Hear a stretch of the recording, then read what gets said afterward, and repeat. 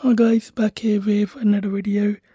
This is a review of my latest send out strap for my WWE Crumerine aka Shoprine replica belt. So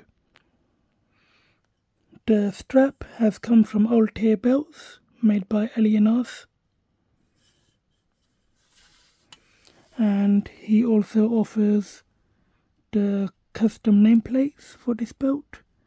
I got a Sting nameplate, a Ric Flair nameplate, and I also got a nameplate with my name on it, but I chose to put the Sting nameplate on here. Really nice. The gold is shinier than the gold on the replica, but you're comparing 24 karat gold to gold paint on the replica, so it does look a bit different. But these plates really look very nice. Very nice silver texture.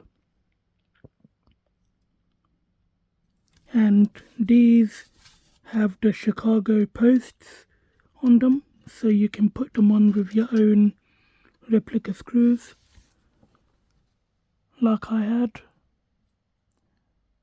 These are from a different replica because I couldn't find the original ones, but whatever replica screws you have, as long as they are for WWE replicas, they will definitely fit. It's a nice brown strap with the white stitching. It's a bit of a tighter cut around the plates, which I do like. I'm not the biggest fan of the wider leather cut. The only time I like a wide leather cut is on the NWA Dome Globe or on the current WWE tag belts or the WCW Big Gold. So this is a wider cut on the plates, but I do prefer the thinner cuts around the center plate. I think it looks better. And there you can see the nice stitching, hand stitched. I'm not going to show the plates because I did a very detailed review of the plates a couple of months ago, so you guys can see that video if you want to. Nice brown colour. Sometimes it's hard to get the colour exactly accurate as the original Cordovan brown, but this really looks very nice. I never grew up watching WCW because I started watching WWE in 2005, so I started going back and watching WCW on the network and everything, on YouTube, on the network and all that sort of stuff. At that time they used the black version of the strap, or the strap had gone naturally black from all the oils and the blood and the beer and all the partying that the wrestlers used to do. It turned black, and the stitching was black as well, but the original belt had a brown strap, like a dark tan type of brown. Nice white stitching goes all around. Really nice cut, very nice sealed edges, and it's not as thick as the WWE strap, which is good for flexibility. I believe that the WCW version had a different colour snaps. I'm not sure. These do look good. I'm not sure if they're the accurate colour, but they do look really nice. To be honest, I don't really mind if the snaps aren't accurate because nobody's going to look at the snaps, to be honest. They're only going to look at the leather and the plates. The stitching goes all the way to the back.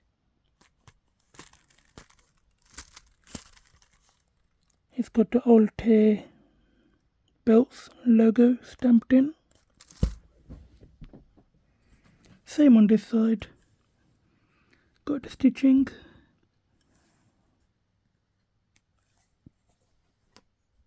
It is pretty flexible. That's due to the thickness of the leather. It's not too thick, which is good.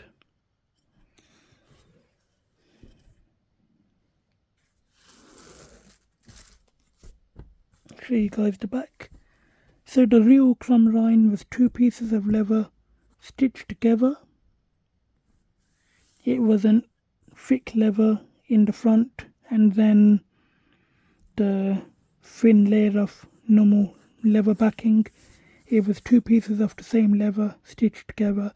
I believe each layer was about 2 to 3 millimeters thick, I think. I'm not sure. If you guys know, let me know. But I've heard somewhere that each layer was 2 millimeters thick, and when they stitched it together it was 4 millimeters. And I would say this looks about right. But again, don't quote me on that. Somebody that knows about leather would definitely know. So if you guys know, please let me know in the comments. You can see the screws.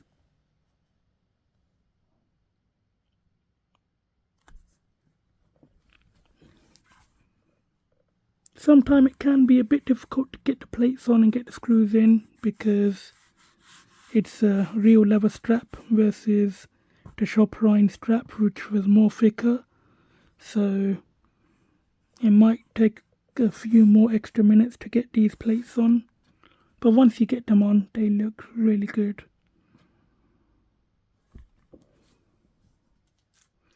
Again, the screws.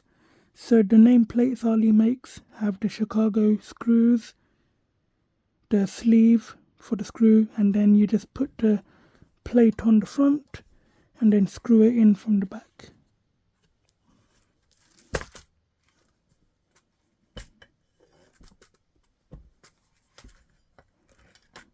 Very flexible.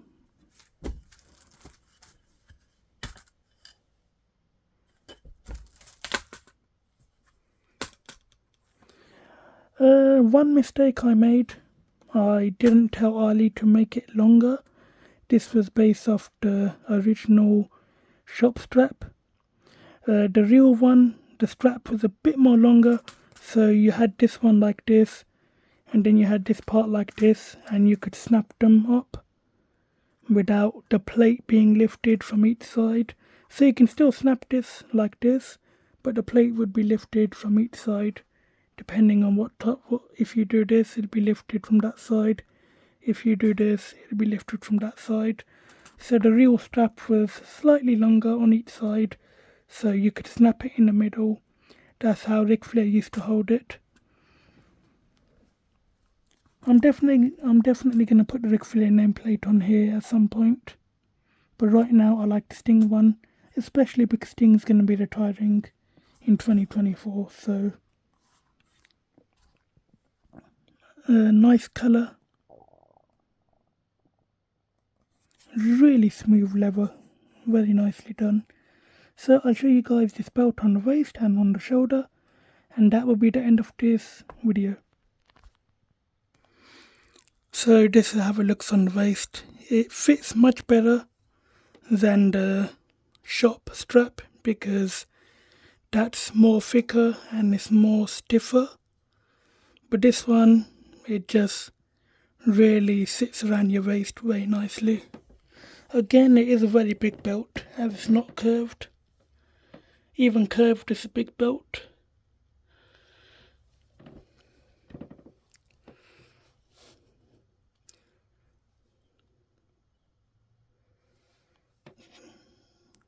So I will show you guys how it looks on the shoulder. So that's how it looks on the shoulder. Again, I'm 5'5", so this thing looks absolutely massive. The leather backing used on most belts is a bit more different than this leather. So those sit on your shoulder more better, they don't slide. But this one definitely slides a bit more.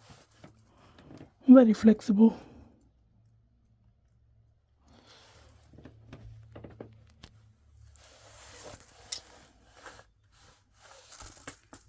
So you can hold it like this.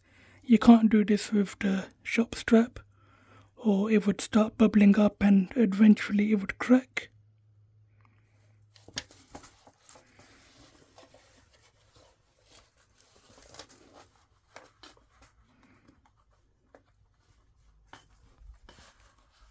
So you can hold it like this as well.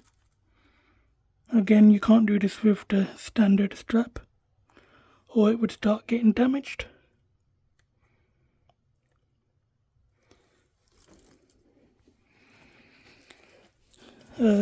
It's strong enough to, it's flexible, but it's strong enough to stand up by itself, so you can put it on display.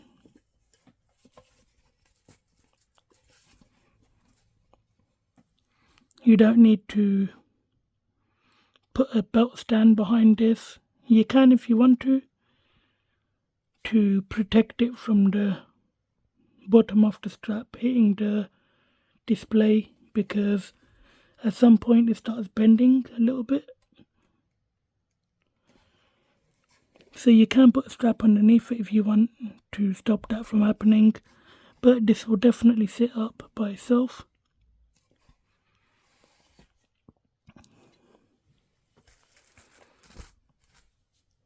So guys, that's the review of the Altair send-out strap for the WWE Crumrine replica and the nameplate as well. You can get these on their Facebook page, and it's a pretty good price as well, and they definitely give a good upgrade to your belt. Definitely better than the shop strap. The turnaround time on these is normally pretty quick. I think it's about 3 to 4 weeks, maybe less. But it's definitely worth buying. This looks really good. So guys, if you enjoyed this video, give it a thumbs up, leave a like, leave a comment, share this with your friends or with anybody that likes belts. Let me know what you think of the strap. Do you like it? Do you not like it? Could anything be improved? What do you think of the nameplate? I think it looks really good on this belt. The Sting plate, he also does Chris Jericho, Goldberg, Hogan, Bret Hart, Ric Flair, Scott Steiner, The Rock, and definitely a lot more other wrestlers that had this belt. So guys, that's the end of this video, and as always, thanks for watching.